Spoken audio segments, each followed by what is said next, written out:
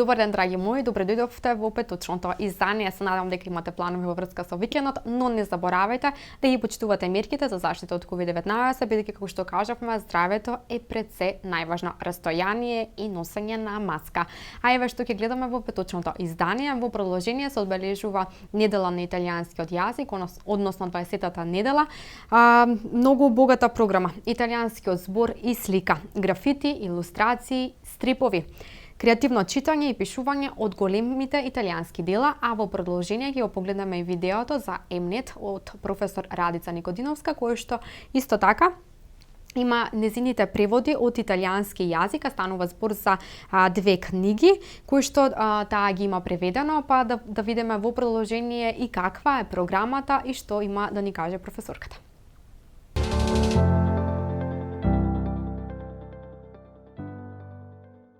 Италија, земја на вкусна храна, специфични вина и огромен број на природни убавини, богата култура, места и пейзажи, прекрасен селски туризам. Секогаш кога ќе се спомне Италија, помислуваме на Рим, Милано, Венеција, Верона, Фиренца, Болоња, Џенова. А Рим ниту едно годишно време не нуди толку убави паркови, прекрасни зајди сонца, какви што пружа есента. Колосеумот во Рим е едно од најубавите историски места. Милано, италијанската престолнина на модата, неверојатни модни креации кои се вистинска атракција. Венеција, позната како огледало на душата, изградена врз дрвни столбови. Незината архитектура е како да лепти над вода. Во 1980 година, карневалот во Венеција го оживеа градот и стана еден од главните центри за меѓународни конференции и фестивали. Едноставно мора да се доживее. Верона е асоциација за љубов. Сагата за Шекспировите Ромео и Јулија оставила траен печат на овој град.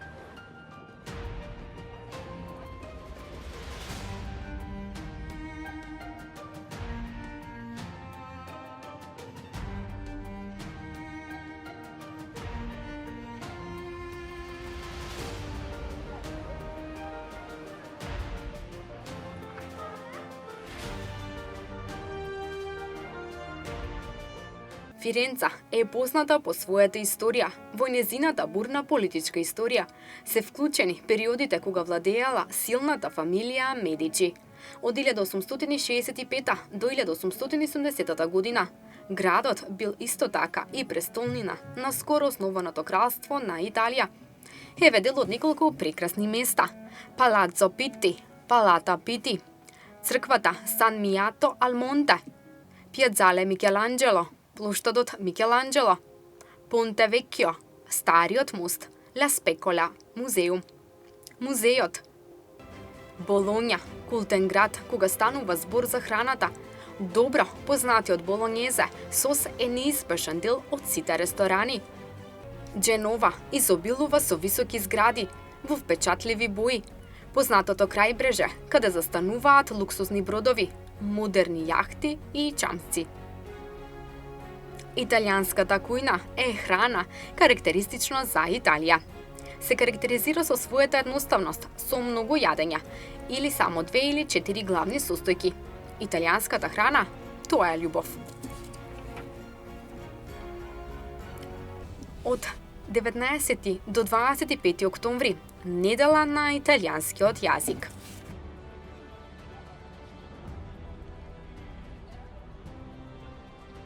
Богата програма, италијанскиот меѓузбор и слика, графити, илустрации и стрипови, креативно читање и пишување од големите италијански дела. А за денес е предвидена следнава програма. Онлайн лабораторија, детската литература меѓу Македонија и Италија, споредба, креативно читање и пишување, инспирирано од поезиите на Џани Родари и Киро Донев. Онлайн презентација на преводите на Поликсена со прасето од Бјанка Пицорно и на оној што заминува и оној што останува од Елена Феранте. Организирано од професор Радица Никодиновска и професор Весна Мојсова-Чепишевска. Во продолжение, ќе слушнеме нешто повеќе за оваа програма од професор Радица Никодиновска, незините прекрасни преводи на италијанските автори. Полисена дел Порчелло ди Бјанка Пицорно, Поликсена со прасето од Бјанка Пицорно и историја ди ки фуџе е ди ки реста, оној што заминува и оној што останува од Елена Феранте.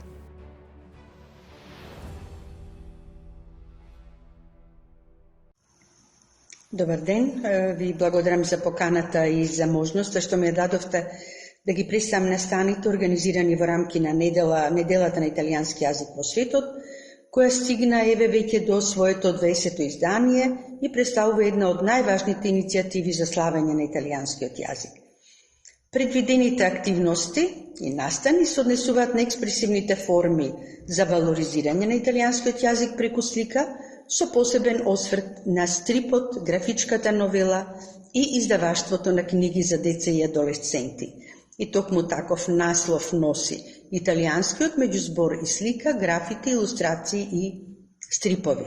Се одвива под покровителство на председателот на Италијанската република Серджо Матарела, а во организација на Италијанското министерство за надворешни работи и сите позначени институции кои се грижат, се разбира, за промоција на италијанскиот јазик во светот, во соработка со најразлични институции во земјите каде што се организираат овие настани, така и кај нас, во нашата држава, ќе се одвиваат повеќе настани во рамките на неделата која е предвидена да се одвива од 19 до 25 октомври. Италијанската амбасада во соработка со Катедрата за италијански јазик при Филолошкиот факултет Блаже Коневски во Скопје, со Катедрата за италијанистика на Штипскиот универзитет, Институтот Данте Алигиери, Сдруженијето на професори по италијански јазик и така натаму, организира повеќе настани. Вчера се инаугурираше неделата, токму со предавањето на еден познат италијански лингвист Лоренцо Ковери. Неговото предавање го носеше истиот наслов како и неделата на италијански јазик, италијанскиот меѓузбор и слика, графити, илустрации, стрипови. Сакам да истакнам дека на сајтот на амбасадата, на универзитетите, на катедрите, веќе се објавени линковите, на кои сите заинтересирани ќе можат да се вклучат на платформата Zoom. Па ја користам оваа прилика да ги поздравам гледачите и да ги поканам да ги следат тие настани. Како што реков вчера, веќе се одвиваше првиот настан за инаугурација на неделата. Денес во 17 часот професорката Лилјана Узуновиќ ќе одржи предавање на тема Стрипот и слободата, феноменот на Алан Форд во екс-Југославија. Утре, на 21 октомври, јас ќе одржам предавање, исто така онлайн, насловено Дино Буцати меѓу пишување и сликање, случајот на славната инвазија на мечките на Сицилија. Тоа е една книга која јас имам преведено и која се објави од страна на издавачката куќа Издавачки центар 3, некаде во март годинава. Во четврток 22 октомври има исто така уште еден настан во кој што сум јас вклучена. Се работи за онлайн презентација на преводите, мои преводи на Поликсена со прасето од авторката Бјанка Пицорно и приказна за оние што заминуваат и оние што остануваат од Елена Феранте.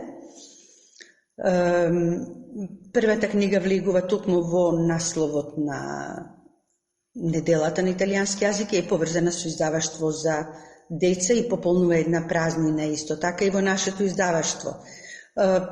Истиот ден во 15 часот ќе се одржи онлайн лабораторија детската литература меѓу Македонија и Италија. Креативно читање и пишување инспирирано од поезиите на Джани Родари и Киро Донев.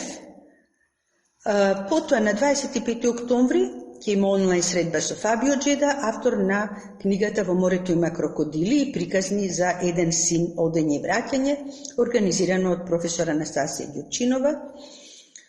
На 26, иако неделата трае до 25, ние ја продолживме до 26 октомври, кога ќе има драматизација на дело на Джани Родари и дигитална изложба на цртежи инспирирани од делата на Джани Родари, реализирани од учениците на основните училишта, но ќе има и јазичен надпревар и цидни графити, исто така во организација на Сдружение на професори по македонски јазик. Ве поканам уште еднаш да ги следите сите овие настани. Благодарам.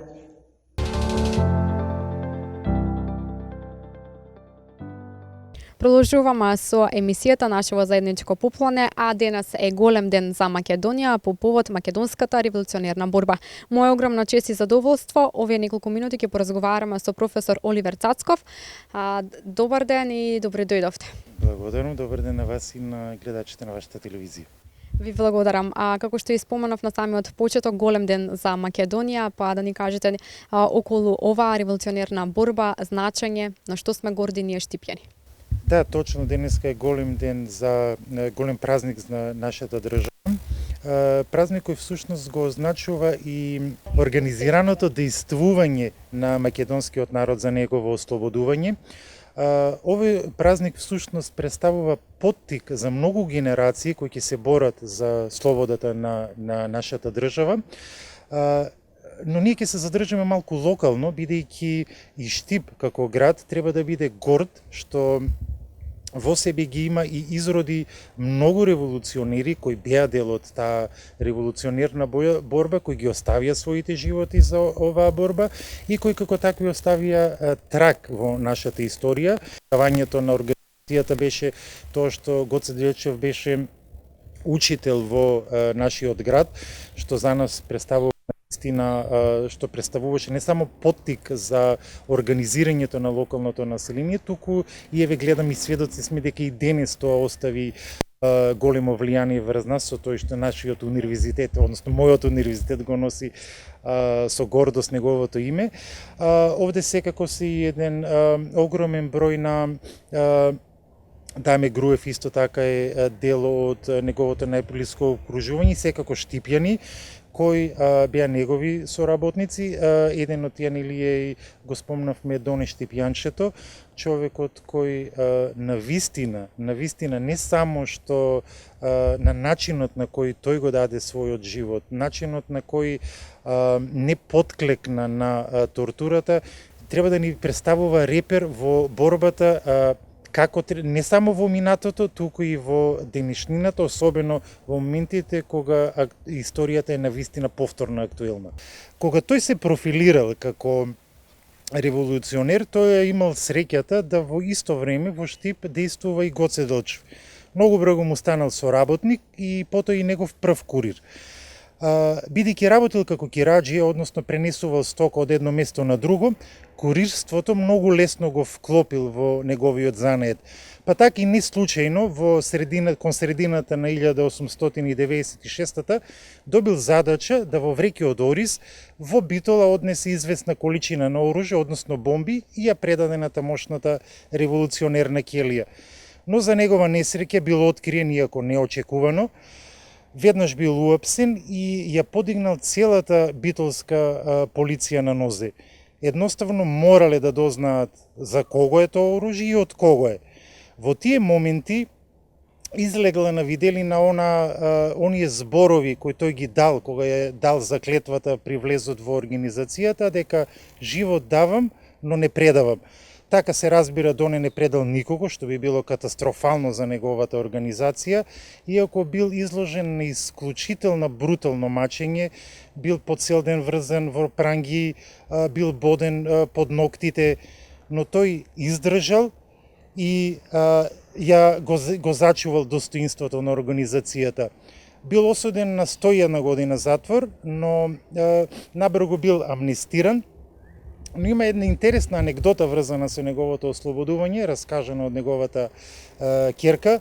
Именно тој бил ослободен по грешка, бидејќи во затворот престојувал друг лик со неговото име и презиме, така што наместо тој бил ослободен Доне.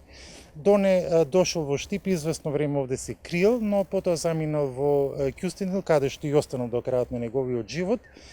Битолчани му се одолжиле со тоа што го воспеале во она антологиската Калеш Дончо песна, која е една од омилените на штипјани, а Доне, како таков револуционер, влегол во не само во сегашните генерации, туку и во колективната меморија на идните македонски генерации. Многу револуционери, многу личности, познати и непознати, а Штип за среќа ги има премногу, воопшто не се анимирани, односно локалната историја кај нас за жал е на многу ниско ниво и затоа често пати знам да кажам дека не можеме никого да обвинуваме за тоа како се однесуваат со нас, кога ние најпрво не си ја знаеме собствената локална историја.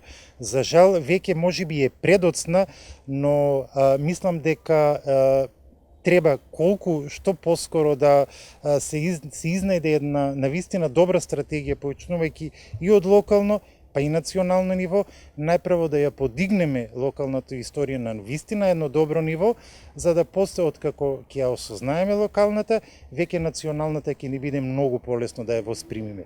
Само на тој начин ќе можеме да бидеме горди на она што го имаме, а на вистина имаме многу. Професоре, дали ние знаеме големите ликови, односно големите револуционери во историјата, кои што можеме да ги пренесуваме на идните генерации? Можем да констатирам, за жал не. Бидејќи повод за овој интервју беше големиот празник, а за да се зборува за празникот на македонската револуција, тоа е една посебна емисија, ќе се задржиме на тоа. Мислам дека работејќи со студентите, читајќи, движејќи се низ градот, се повеќе го добивам оној впечаток дека за жал ние не ги знаеме. Особено тоа можам да го констатирам за жал, тоа е за жал, тоа дури и трагично, тоа што генерациите на основци, денешните средношколци, доколку навистина не изнајдеме соодветна стратегија на локално, веднаш потоа и на национално, и тоа што поскоро, час поскоро, сметам дека овие ликови трајно ќе бидат изгубени од нашата колективна меморија и дека единствено нешто на кое тие ќе се сеќаваат ќе бидат ликовите од нивните видеоигри кои ги играат, а сето тоа можете да претпоставите какви последици ќе остави врз историјата и на нашата македонска историја, и затоа сметам дека јас се обидувам на преку работата студентите со моите колеги во институтот во кој сум, факултетот, секогаш наоѓаме начин за да ги афирмираме не само ликовите од македонската револуционерна борба, туку и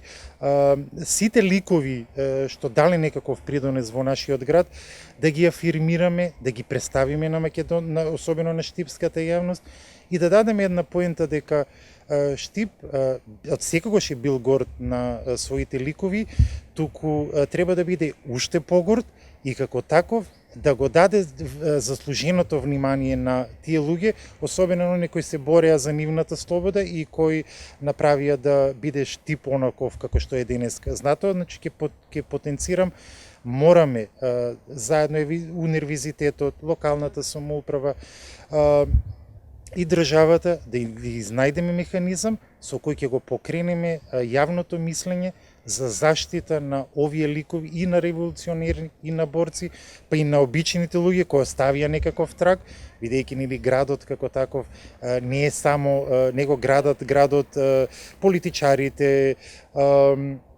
генералите, туку градот го сочинуват, градот го живеат и луѓето од, кој што јас го нарекувам, од вториот колосек, со кој си ние секој ден среќаваме, со кој секој ден разговараме, а сепак значат нешто за овој град. Така што, значи, мораме да работиме час поскоро на таа тема. Така, ние имаме една доста богата историја и на која што треба да бидеме пред се горди, но и пред се да се интересираме, како што и вие сами откажавте дека нели треба да оди таа историја од колено на колено за да идните генерации. Особено идните генерации, бидејќи некако се добива впечаток дека историјата како полека да се маргинализира. Некако историјата полека се потиснува на втор колосек. Некои други нешта излегуваат на прво место. Треба да учиме и од другите држави кога како тие ја чуваат локалната историја, како ја негуваат, како ја форсираат и како ја финансираат пред се, ќе ни стане јасно дека многу заостануваме за тоа и затоа за да идните генерации кои доаѓаат, за да знаат што имале во нивниот град и на што нели ние ќе кажем сме горди, мораме да веднаш да се зафатиме за таа тематика. Така, големи имиња од историјата на кои што, како што кажав, треба да бидеме горди и пред се да ги почитуваме, бидејќи благодарение на нив ние имаме историја. Точно, и големите, но и малите, да не ги заборавиме. Значи, еден град го сочинуваат и познати доктори, писатели, боеми, музичари, спортисти. Сите тие оставиле неизбришлив трак, сите тие оставиле нешто, оставиле вградиле некаква плочка во овој град. Само наше е да ги залепиме тие плочки, секојдневно да ги гледаме, да се студираме со нив. Верувам дека тој процес нема да биде сега веднаш ставен во функција и справедлив, но колку повеќе тие плочки ги гледаме, колку повеќе прашуваме, се интересираме за нив, факторот време ќе го направи своето и верувам дека во догледна иднина нештата ќе дојдат на свое место. Односно, Штип ќе биде, како што јас го нарекувам, Штип и град музеј. Буквално секој ќош на Штип има нешто интересно да покаже, да понуди, да раскаже. Само тоа останува да го обележиме и да го прикажеме и на домашната, или и на секој оно добронамерни кој доаѓа во нашиот град. Така, јас ви благодарам за одвоеното време, за тоа што толку многу емоции зборувате за нашата историја и што со толку емоција раскажувате. Благодарам за поканата и се надевам дека повторно некој иден, не само празник, ќе биде повторно предмет за наша средба и за ваков лежерен разговор.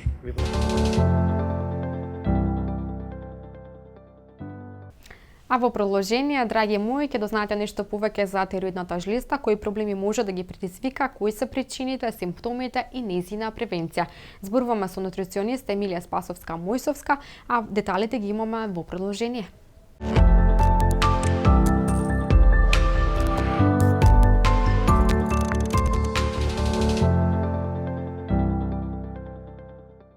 Кажи ми што представува тироидната жлезда? Морам да кажам дека тироидната жлезда и нивото на едукација кај луѓето е веќе е подигната свеста кај тироидната жлезда и е многу чест проблем кај луѓето што се соочуваат со ваков проблем на пореметување. Ќе дадам еден мал осврт за тироидната жлезда.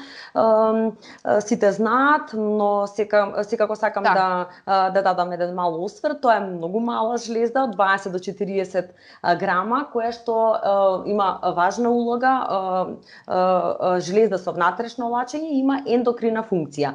Тој е сместен во предниот дел од вратот, веднаш под адамовото јаболко, пред дишникот и жлездата ја виткува трахејата или душникот и во предниот дел се состои од истмус, кој што средишниот дел е истмус, и поделена на два лобуса, лев и десен лобус. И тие изгледаат налик на пеперутка, кој што го и добила името, тоа е истмус, налик на пеперутка, пеперовидна форма има, и самата жлезда го добила тоа име штитна жлезда, па бидејќи, да речам, има и заштитничка улога во нашиот организам, бидејќи, како што напоменав, дека има многу битна секреторна функција, Да. тоа е мала жлезда, но одигрува многу важни улоги во нашиот организам. Не постои орган во човечкото тело кој што не е поврзан со функцијата на тироидната жлезда. Во метаболизмот на протеините, јаглехидратите за терморегулација, за централниот нервен систем, во процесот на оогенезата, спермогенезата, исто така е важна улога за спиењето и така натака. Значи, сите процеси кои што ги дава тироидна, односно тесно поврзана функцијата на тироидната жлезда со сите процеси кои што се одигруваат во нашиот организам. Самата тироидна жлезда лачи два хормони, тоа се тетрајодотрионинот и триодотрионинот и не толку значаен калцитонинот. И сега тие на некој начин се диригенти на нашиот организам. За да може правилно да функционира тироидната жлезда, ни е потребен и јодот, секако дека ние треба да го внесеме и јодот. Сега пореметувањата во однос на тироидната жлезда кои што може да се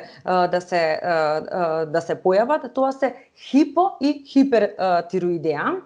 Меѓутоа единствениот начин да ние утврдиме дали имаме некакво функционално пореметување, функционалното пореметување се детектира по пат на зимање на крв од вена, каде што ендокринологот кажува дали понатака треба да се третира со некаква терапија која што секако самиот лекар ја препишува, дали ќе треба самиот организам да се обрне внимание на самата индивидуа по пат на исхрана, што многу често од клиентите кои што доаѓаат, докторот ми рече дека треба да обрнам внимание на исхраната, што исхрана вие ќе ми препорачате и тука се прават посебни програми. Како што кажав, значи функционално пореметување може да се укаже дали имаме хипер или хипотироидија. Меѓутоа имаме ние и анатомско пореметување, каде што тироидната жлезда, како што кажав, има тежината е 20 до 40 грама кога е нормална анатомија, меѓутоа кога може да има пореметување, таа и го менува својот облик, како и го менува и грамажата. Така да самата тироидна жлезда анатомски може да се забележат доколку има пореметување, односно има анатомски видливи пореметување, тоа се нодули или јазли кои што исто така самиот доктор со палпација ги допира и кажува како и што понатака треба да се направи, дали треба да се земе биопсија и така натака. Тоа е сепак работа на лекарот кој што треба да направи, а нашата работа на нутриционистите е да знаеме како да направиме исхрана која што е конкретно за конкретното пореметување на тироидната жлезда. Па сега вака ќе ги поделиме. Тироидната жлезда кога имаме хипо и хипертироидеа. Можам да кажам дека во рамките на хипо и хипертироидијата оние симптоми се сосема различни, две различни различна симптоматологија опфаќа. Многу често кај хипотироидијата уште нарекуваат уморна домакинка и многу често кога сум говорела на самите на телевизиите сум кажувала дека многу често од луѓето го припишуваат самиот замор на временските неприлики кога сменува времето како континуитет, замор, поспаност и така натака. Меѓутоа ако се немаат проверени функцијата на тироидната жлезда и функционалните параметри, мојата препорака е да испитаат тироидните хормони, бидејќи не често самиот замор од временската неприлика може да биде и проблем со хипотироидијата, уште нарекуваат и очајна уморна домакинка, да не речем очајна домакинка, бидејќи самата жена е поспана, депримирана, немаат волја или елан за да ги извршува тековните работи во домот, па и на работа. Општо имаат проблем при искачувањето по скали, значи забавена работа на самиот организам и метаболизам. Многу, ќе кажам, уморна домакинка, затоа што многу често за самата пореметувањето на тироидната жлезда е често заболување кај жените, но не ги изостанува и мажите. Кај хипотироидијата на 1 спрема 8 жени е заболувањето, а додека кај хипертироидијата 1 спрема 4 во однос на мажите. Така да почесто е заболување кај женската популација. Со тоа што како што напоменав, метаболизмот се забавува и многу често од луѓето имаат проблем со вишокот на килограми и забавен метаболизам. Се што јас треба да направам како нутриционист кога ги правам програмите конкретно за самата хипотироидија, гледам да биде тоа нешто што ќе го забави метаболизмот, едноставно што ќе ја зголеми позитивната енергија, односно ќе се врати енергијата и расположението на овие жени, бидејќи самата тироидна жлезда ги прави сите тие симптоми кои што ги имаат луѓето. Кога станува збор за другите промени кои што може да се случат на тироидната жлезда, е исто така и опаѓањето на косата и успорена работа на срцето, отечени раце, отечени нозе, задршка на вода, задршка на течности, а исто така и луѓето кои што имаат проблем со тироидната жлезда, имаат и проблем со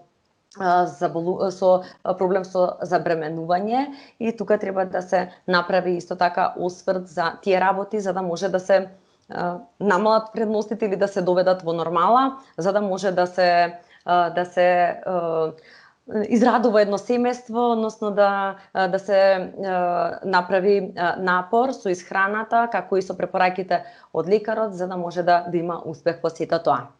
Исто така Хашимото, исто така да напоменам дека исто така и автоимуна состојба на организмот, ги напаѓа своите клетки на штитната жлезда, и многу од луѓето кои што доаѓаат со крвна слика, параметрите на тироидната жлезда анти-ТПО, се тие многу често се со над референтната вредност со бројките, и затоа има посебни третмани кои што успеваме да ги намалиме и зависи од бројот или висината на самите параметри.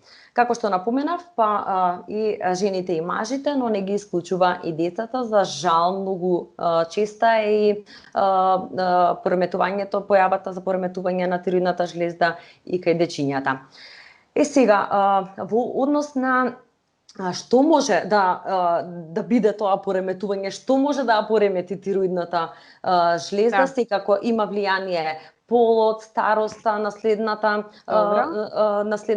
особина, автоимуните заболувања, како што се физичките агенси, пестициди, адитиви, одредени лекови, како што се штетни агенси, па знаат и многу често кога внесуваме ние од нашите салатите кои што ја препорачуваме, има витамини и минерали, ако сето тоа не е добро прочистено, ние внесуваме пестициди и хербициди, тоа се тие хемиски и штетни агенси, па и дури и оние, да кажам, третирани култури кои што не поминал периодот на каренца за човекот да го употребува, знаат да бидат и тоа како токсични за еден човечки организам, воздухот кој го живее, во кој што живееме нашето подречје, долгите месеци во зимскиот период дишавме и воздух кој што беше загаден, така да сето тоа допринесува да имаат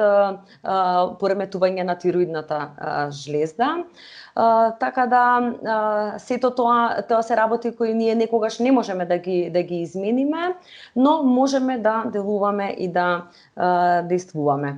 Кога станува збор за хипотироидијата, многу често има тесна врска со поврзаност со емоциите и најчесто ја нарекуваат тироидната жлезда пореметување во името на љубовта. Сите оние кои што си ги криеле емоциите се складираат во во грлото и нели викаат како кнедла во грло кога имам, па тоа се тие потиснати чувства и емоции кои што страдаат тироидната жлезда. Секој стрес секако дека делува не само на тироидната жлезда, па и на целиот наш организам. Кога ќе само да дадам и мал осврт на хипертироидијата и ќе се вратиме во третманот и превенција на што треба да се направи со храната и во хипо и во хипертироидија. Значи, кај овие пациенти кои што имаат хипертироидија е обратно како што напоменав, за разлика од хипотироидијата. Тука се случува во едно забрзано темпо, како што е забрзан метаболизам, забрзана работа на срцето, промената на мускулната маса, коскената маса и тука во однос на исхраната те се препорачува внесување на аминокиселини и протеини и калциум во текот на денот до 1200 милиграми, бидејќи тука во ова заболување, односно во ова пореметување од тироидната жлезда, луѓето имаат ризик кај хипертироидија за смалување на минералната густина на коските. Тоа доведува до остеопороза и остеопенија.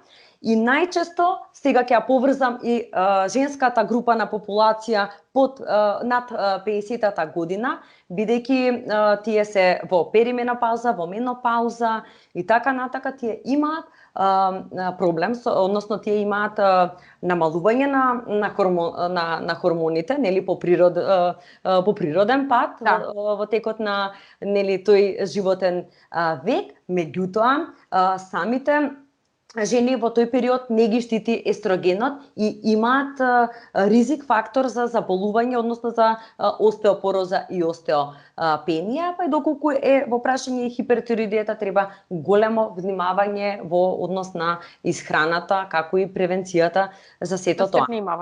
Така, кај овие луѓе кои што имаат проблем со хипертироидија и ја губат тежината. Едните ја губат тежината кога имаат хипертироидија, а во хипотироидија се со зголемена телесна температура, телесна маса.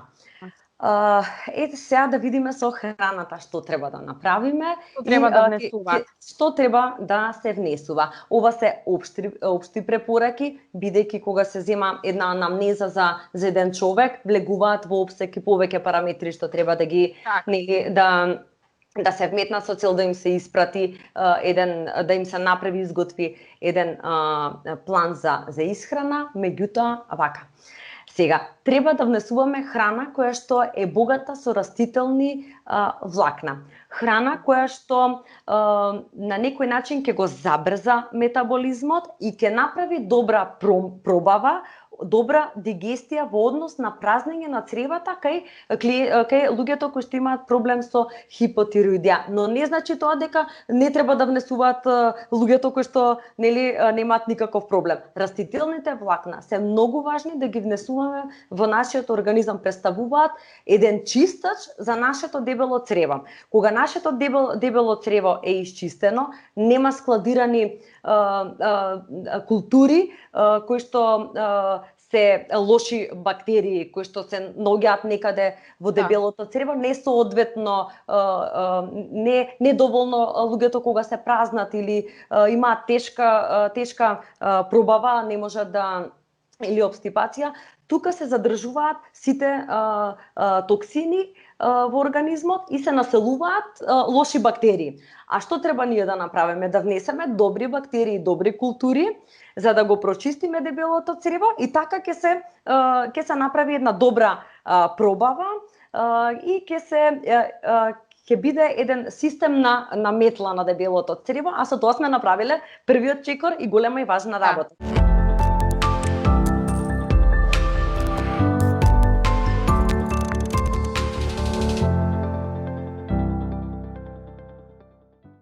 Се надевам дека оние корисни совети ќе ги преименувате, бидејќи навистина, како што кажавме на самиот почеток од емисијата, здравието пред се е најважно.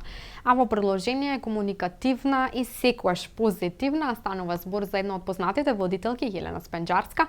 Таа ни открива детали за нејзиниот приватен живот, како таа ја отфрла негативната енергија и како да ја привлечете позитивната. Ајде да погледнеме.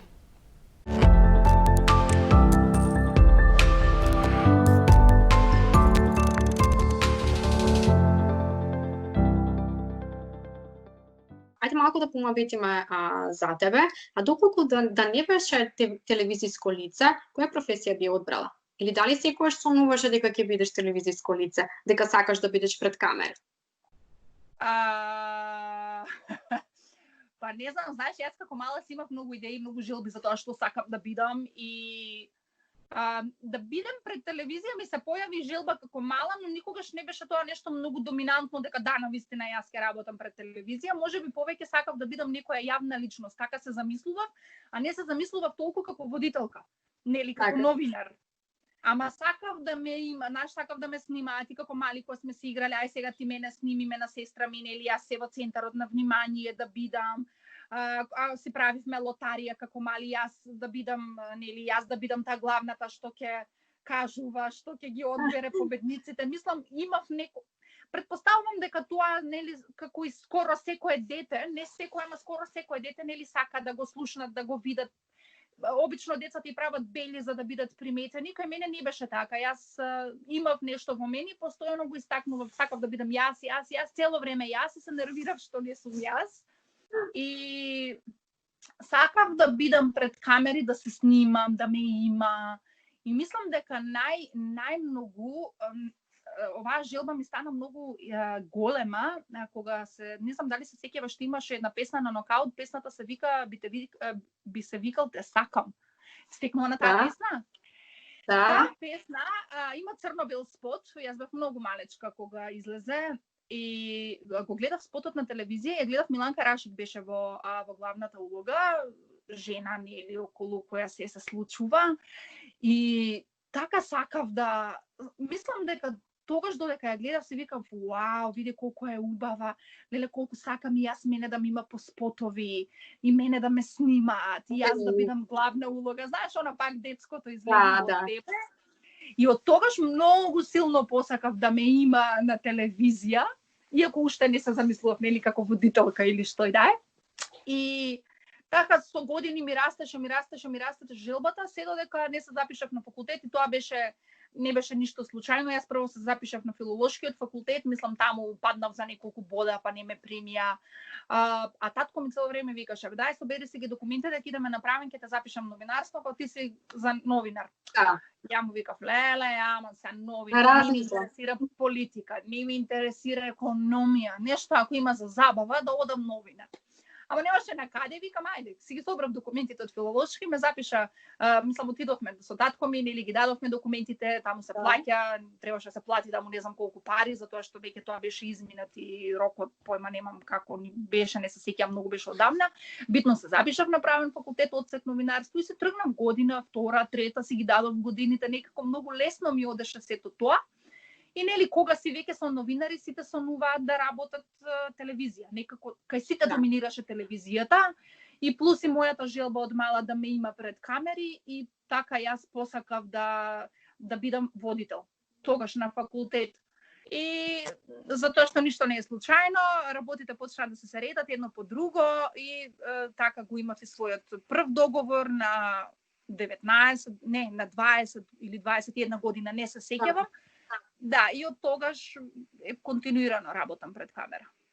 Така, тоа, што најмногу ти исполнува во оваа работа? Моментално сега 7 години, ако не се лажам, сум во Канал 5, тука ќе зборувам, и општо понатака во минатите искуства. Најдобрата работа е што си многу флексибилен со време. Например, идеш на работа, си завршуваш работата, си го спремаш на редниот ден и си одиш. Сакам да кажам, го нема тоа од 8 до 4, не си временски врзан, туку ти можеш сам да си ги стемпираш обврските. Например, има денови кај што буквално можам и цел ден да заглавам. Не во студио, туку на терен одиме снимаме, ама па може и наредниот ден ќе ми биде онака лабав као песна, па и да понекогаш и да не морам да отидам. Знаеш, тоа ми е Да немаш исто така многу много важно. активност. Да, тоа ми е многу важно мене, затоа што јас имам многу обврски надвор од работното време и знаеш, сакам да ми биде се подредено. Така да тоа е едно од работите кој што ми е вау, мислам што ми е супер, исто така ми е супер што имам многу контакти. Овдека имаш многу контакти затоа што постојано се со луѓе, знаеш, да договараш, да ти гостуваат, интервјуа, секој сака да се појави на камера, знаеш, ги угостуваш луѓето, им правиш да се чувствуваат битно со самото тоа што ќе им се јавиш, ќе ги побараш за изјава, за мислење, за гостување, тие се чувствуваат многу пријатно, многу убаво, знаеш, ги угостуваш. Да. И тие секогаш бараат некој начин да ти се реваншираат за сето тоа и така се создава некоја убава мрежа на контакти и не знам, и тоа ми е исто едно од многу поубавите работи, затоа што многу вредни личности кои што ги имам денеска во животот, ги имам запознаено токму преку телевизија. Така, во право си. Мислам дека ќе се согласиш со мене, пред се ние работиме работата која што ја сакаме и која што ни исполнува. Бидејќи многу е важно да го работиш тоа што тебе те исполнува и тоа што те прави среќен. Да, ама знаеш како има една многу важна работа што луѓето што не работат медиум не ја знаат. Личностите пред камера и се многу изложени, многу повеќе на ризик и се многу повеќе на мета за многу работи него ли другите луѓе. Не генерализирам професија, ама и те зборувам конкретно за медиумите. Знаеш, многу е лесно некој да те осуди, а не знае дека ти работиш со тим на луѓе и твојата работа зависи од цел тим на луѓе, ама ти дека си пред камера, секогаш си ти на мета. И секогаш тебе ќе те зборат и секогаш за тебе ќе покажуваат без разлика ти колку и да си виновен, колку и да не си виновен. Ме разбираш? Да. Интересна професија, многу интересна, многу возбудлива, многу забавна, многу пријатна и многу непријатна. Така да секој кој што сака да се бави со тоа, затоа што еве мене и денеска ми пишуваат луѓе, нели обично пред да се запишат на факултет па консултации им треба на сите оние кои што сакаат или планираат да се запишат на новинарство, као леле дали да се запишам, дали вреди, дали не вреди. Јас ќе кажам вреди ако ти мислиш дека вреди, пари одма нема да ти донесе. Ама можеш многу лесно да направиш пари ако веруваш во себе и ако точно знаеш да се искористиш позицијата во која што се наоѓаш. Така, да, се согласувам. Така е, навистина. И треба да бидеме упорни. Треба да бидеме упорни, да бидеме еден на друг како потрошка. За да можеме да успееме. Не треба може да бидеме толку упорни. Јас на пример не верувам дека упорноста секогаш се исплати. Јас верувам дека вербата во себе многу се исплати. Ако ја верувам дека јас сум вистинската личност за оваа работа и знам дека знам и знам дека можам и го покажувам тоа и го докажувам, тогаш проблемот е дека ме изберат мене. Затоа што тие не го гледаат мојот потенцијал кој јас ти давам се на тацна, нели? А ти пак не ме взимаш, значи проблемот е во тебе. Ти одбираш нешто друго што можеби нема да ти донесе толку голем бенефит колку јас. Значи ти мораш да се веруваш на себе и да знаеш зашто најмногу те бива, кои се твоите најголеми квалитети. Затоа што во животот не секогаш оние што многу работат добиваат. Многу луѓе со прст не мрдаат па добиваат многу работи во животот. Знаат колку вредат и знаат што можат и само тоа го прават и го покажуваат. Така си. Јелена, активно се нас... Добре. Одлично. Сепак е ова домашно издание, да. Не кажавме дека за нас тој тим така да тие ќе направат секако што треба. Ќе гледаме убаво на тиот. Секако. Јелена, на социјалните мрежи, премногу фотографии, статуси, но како ти ја чуваш твојата приватност? Знаеме дека луѓето ги интересира, например. Знаеш како многу минатото ме поучиле дека ако сум пласирала нешто кое што е приватно во јавноста, тоа секогаш било многу злоупотребено. И знаеш, не секој човек сака да го има по медиумите. Еве да речеме љубов, пример, дечко имам. Прво треба да се прашам дали мојот дечко сака да го зборат, да го пишуваат, затоа што кај нас ние сме мала земја, знаеш како функционираат работите. И буквално секогаш на секој му сметаш затоа што ти имаш храброст да живееш како што он нема. Јас буквално тоа така го дефинирам. И знаеш, не на секој му е пријатно. И мене не ми било пријатно на почетокот, нели? Така да мислам дека треба да се прави разлика помеѓу приватниот живот и јавниот живот. туку има многу голема разлика. Public life и private life. Тоа исто многу се го чувам.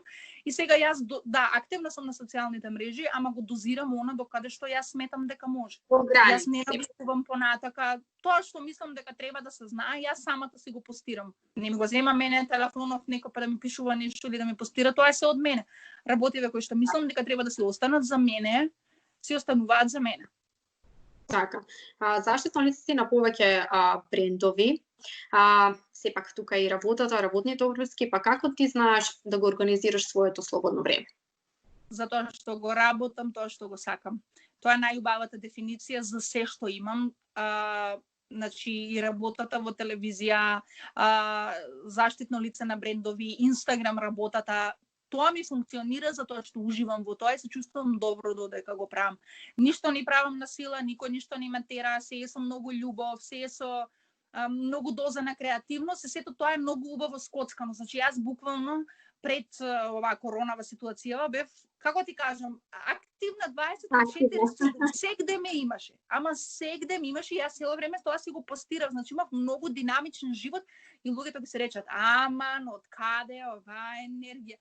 Затоа што каде ја црпиш енергија? Да, тоа е баш разговарав со моите и они ми кажат: "Ти го сакаш тоа што го работиш. Ако го сакаш, ти си луд по тоа." Знаеш, јас сакам да одам, сакам да се сликам, јас да сликам, мене да ме сликаат, да објавувам, да постирам, да снимам. Јас го сакам тоа. И за мене тоа никогаш нема да биде здодевно. Ти мене ме разбудиш ноќеско, не знам кое време ми речеш: "Ајде да сликнеме нешто, да снимаме нешто." Јас сум онака отварам очи, јас сум спремна.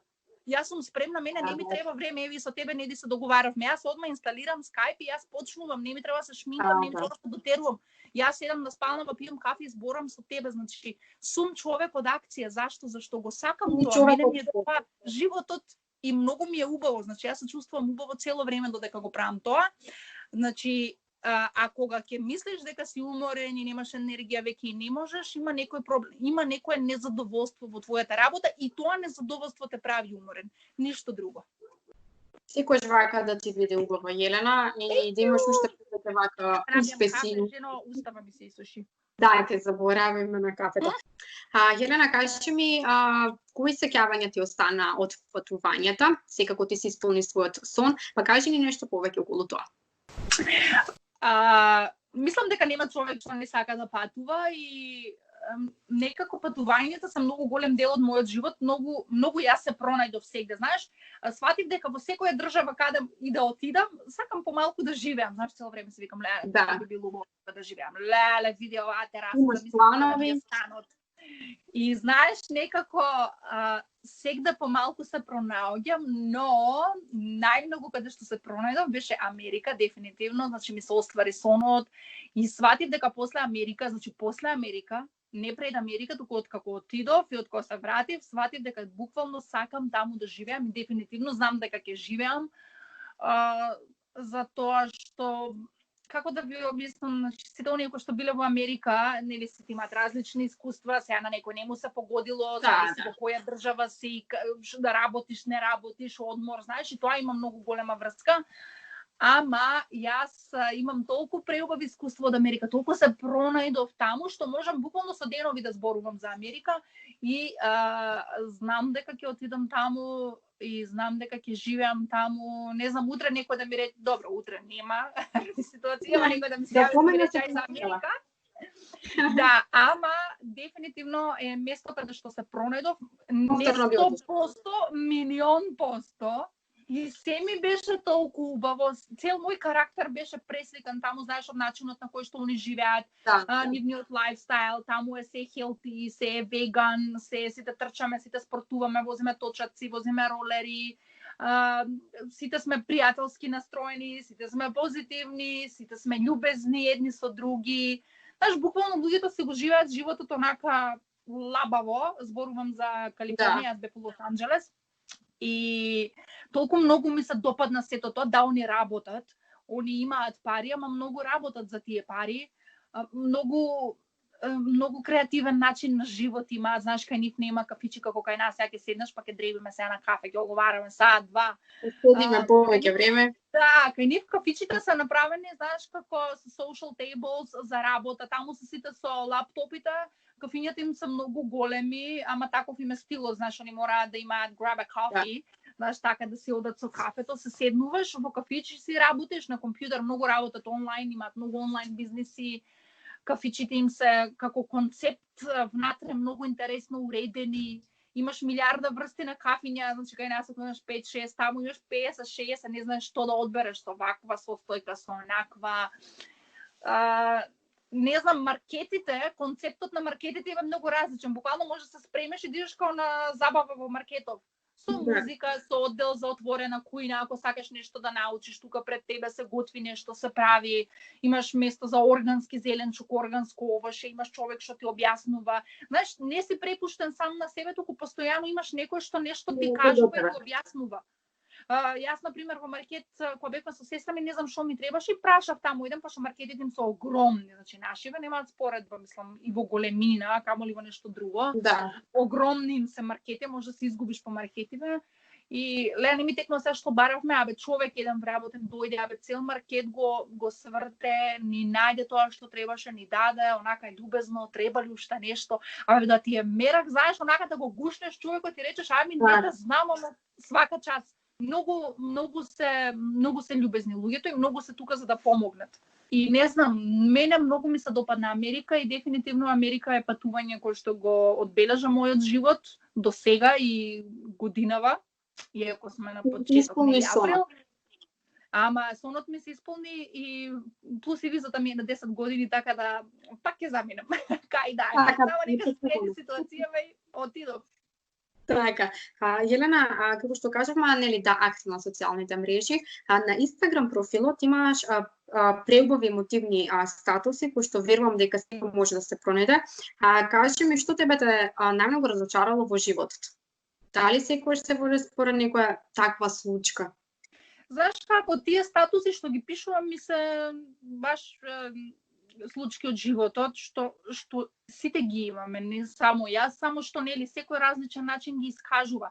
Ова е мој начин на пишување, некој ги изразува со зборови, со друг начин на пишување, некој не зборува. Знаеш, сакам, на мене, например, на Инстаграм поголем проблем ми е што да напишам под сликата отколку сликата. Сликата мање више не ми е толку многу важна, мислам, нели, сепак нешто да личи, јас се сликам таму, позирам лево, десно, не можам да речам не. Ама многу ми е важна пораката која што ќе ја испратам под сликата и тоа што ќе го напишам, сакам да допре, знаеш, до секој од читателите како поиндивидуално, знаеш, поинтимно, да знаеш дека точно на тебе ти се обраќам кога пишувам, знаеш, да го сватиш тоа, чекај бе, ова Јелена, ова за мене ли го напишал. Знаеш, да се чувствуваш дека не си сам, едноставно на што и да поминуваш и добро и лошо, дека сите поминуваме низ тие работи. Знаеш, и разочарувањата, сите сме биле разочарани, и ти, и јас, и сите што не гледаат, ама тоа е животот, знаеш, ups and downs. И тоа е интересното во животот, не можеш цело време да бидеш горе, не можеш цело време да бидеш доле. И тоа е некој контраст кој што го имаме во животот, нели овие мотивационите говорници сакаат да кажат дека тоа не се проблеми, дека тоа се предизвици. Јас би кажала дека се контрасти, затоа што секој добро има и лошо. Нели се контраст. И сега и разочарувањата, ако ти го гледаш како разочарување, сега ќе легнам и ќе паднам у депресија и ќе кукам и ќе тагувам и нема да излезам од дома. Океј, тоа е најлесно што можеш да го направиш, ама ништо добро не правиш со тоа. Значи ти мораш да го разгледаш проблемот, барем јас тоа така сум го сватила и така го правам и многу убаво функционира. Знаеш, ќе видиш проблемот, предизвикот, контрастот, кој како ќе го каже, секогаш ти носи нешто плюс добро. И ти за тоа добро треба да се фатиш. Да речем, ете, си ме разочарала ти, ај ти сме биле другарки, и ти си ме разочарала, си ме предала, си ме наклеветила нешто, не знам, си ми направила некоја работа. И да, сега јас тебе можам да те мразам и да те осудувам и да те плюкам кај ќе стигнам, ама ако сватам јас дека ти всушност си ми направила услуга, да јас веќе знам дека ти не си вистинската личност која што ми треба во мојот живот, затоа што реално не ми носиш ништо добро, туку само лошо, буквално само можам да те тргнам на страна и да те ставам позади. Значи ти се веќе нема зашто да те мразам, знаеш, ти секој сам си прави во животот се што и да си прави. И тебе ова ќе ти се врати. Многу верувам во карма и во тоа дека кругот се врти, дека секој си го добива тоа што го заслужува. Ти ќе си го добиеш твоето. Јас немам потреба зашто те казнувам или да ти правам нешто. твоето ќе си го добиеш. Што можам јас да искористам од целата оваа ситуација? Да ја кажам, супер, Надица ми докажа дека не е правата личност за мене, и чао Надица, може ќе ми недостигаш, ако сме биле другарки, да, секако дека ќе ми недостигаш, ама јас знам дека не заслужувам такво пријателство предавничко и се тргам напред. Знаеш, вака сега многу звучи лесно што го кажувам и сега на луѓето ќе им кажат да, ама како да го направиш. Ама у пракса ако бежбаш да гледаш на позитивните работи, после многу полесно ќе ти доаѓаат, знаеш, само убавите идеи и само школото ќе го учиш. Знаеш, од секој проблем само Учи по нешто. Само поука ќе вадиш и ќе се навикнеш. Многу е лесно, треба само вежбање и да го практикуваш тоа што го правиш.